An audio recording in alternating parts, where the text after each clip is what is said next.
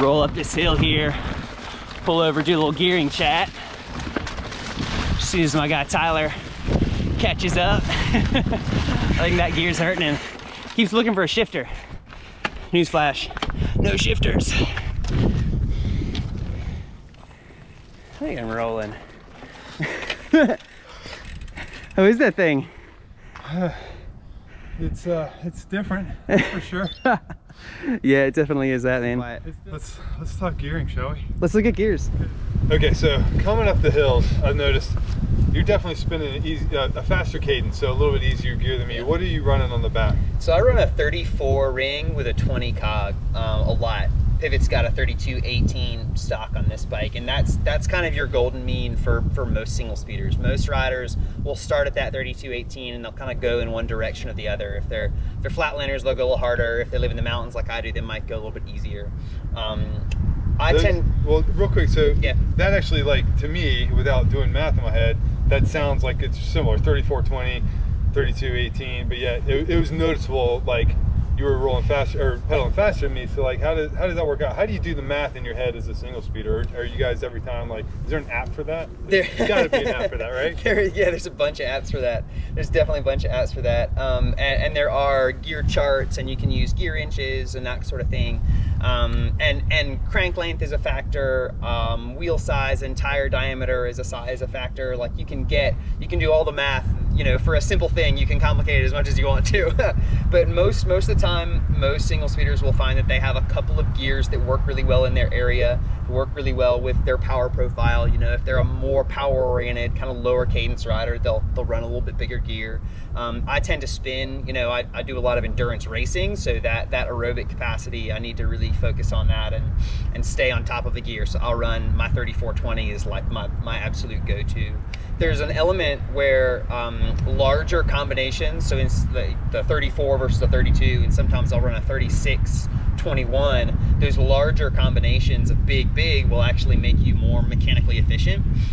You know, you're basically putting the same amount of torque and power over more metal, so you've got a more efficient gear in a sense. But the 34, most of my racing and riding is going to be 34 and then 18 through 21. That's the range for me. That's the sweet spot. And you were saying earlier that like with that like 18 to 21 range, that's kind of your go-to. So that gives you 4 cogs to choose from: 18, 19, 20, 21.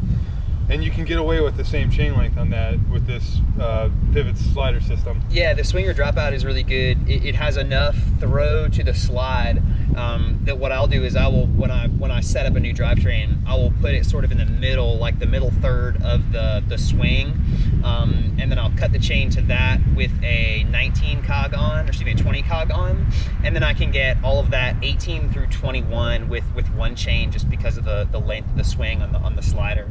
And that way too, if I've got a climbier gear, you know, a bigger gear, a 20 or 21, my wheelbase is shorter, right? The bike handles a little bit tighter, and I can throw that back end around because I know it's going to be a climbing, more technical course. You know, the more you go up, right, the more you got to come down. So if I'm climbing gear, I want to have a really tight, compact rear end, short wheelbase. Whereas if it's something that's longer, faster, and I put a shorter cog on, a smaller cog on, then as I bring that slider out to accommodate for that, it actually will it'll lengthen the wheelbase a little bit, so a little more stable bike. And so there's some, you know, with pivot swinger system especially, it's the reason that I originally came to pivot as a racer. Like, it's such a sound, quiet, reliable, durable, versatile system that it is the go-to for me. And I think that the new bike especially, it's even better. So it sounds like you've got to pick the gear based on the climb, because on the descents we're coasting mostly, but in that middle ground you're just kind of like stuck with it, because you don't want to end up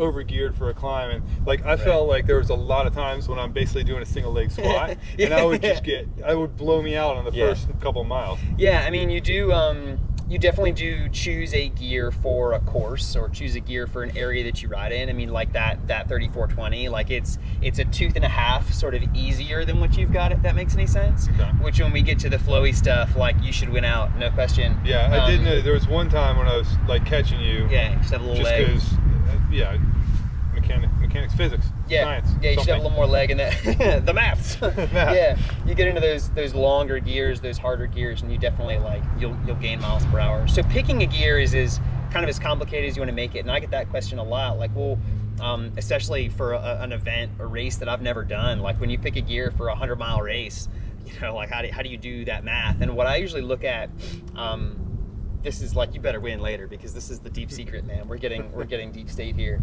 I will usually look at the average speed for a rider that I know that I'm competitive with, or my own expected average speed.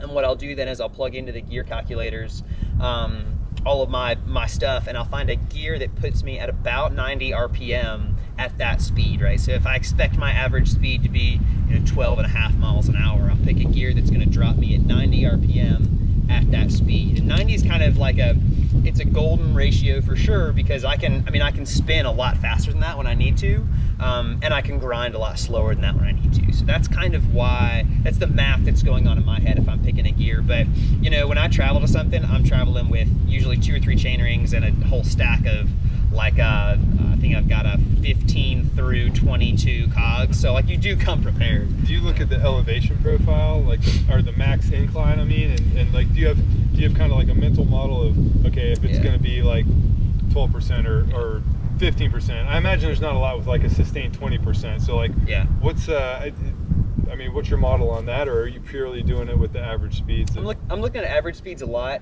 I'm looking at what type of, I'm trying to do as much research as I can to figure out what surface those long climbs are too, because a single track long climb is very different than like a gravel long climb. And if it's a gravel road, I can run a taller gear, and I can get away with kind of standing and smashing because my traction's not as much of a factor. But if it's single track and it's a long climb, I'm going to gravitate towards a gear that I know I can hold a good cadence on. I know that I can keep good traction on. It's going to be a little bit sort of spinnier.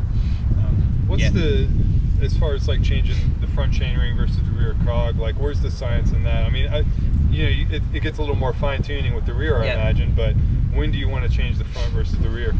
I think most single speed riders find that they keep one chainring on most of the time.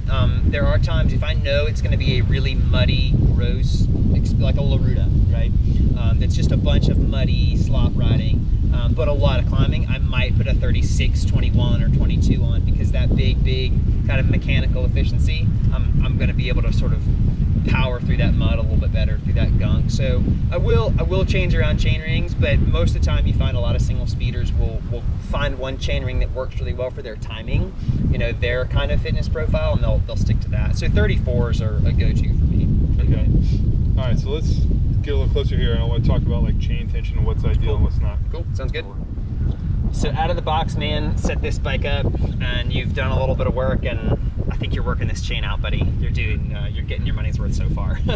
So when we talk about like the sliders and chain slack, that's something that you'll see different riders will handle differently, but this, man, that's slop. That's extra slop.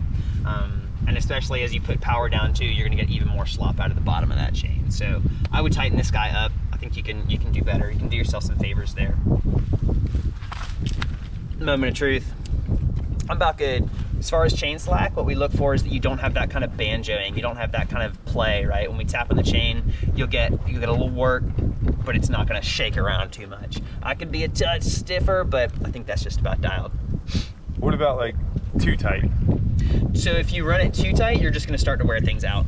You're gonna start to wear out your cogs, you're gonna wear out your chain, you're gonna wear out your chain ring. You're gonna start to really have to replace those things all the time. So this is about right. 6 mils loose. Brake is attached to that slider too, so you don't have to worry about like changing your brake alignment every single time.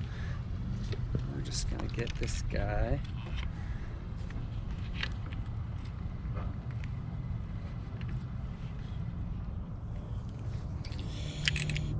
And take this 4 mil.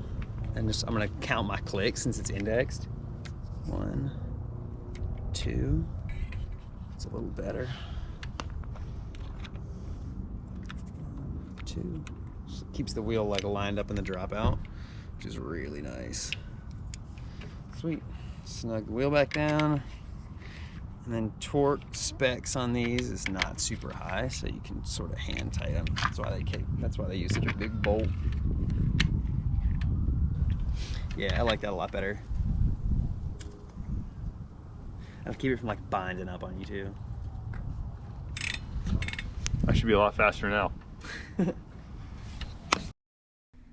Hey, thanks for watching. If you want to see how long I can keep up with Gordon when we actually race, click on this video now. If you like it, let us know what you think in the comments and hit that subscribe button so you don't miss a single video from BikeRumor.com.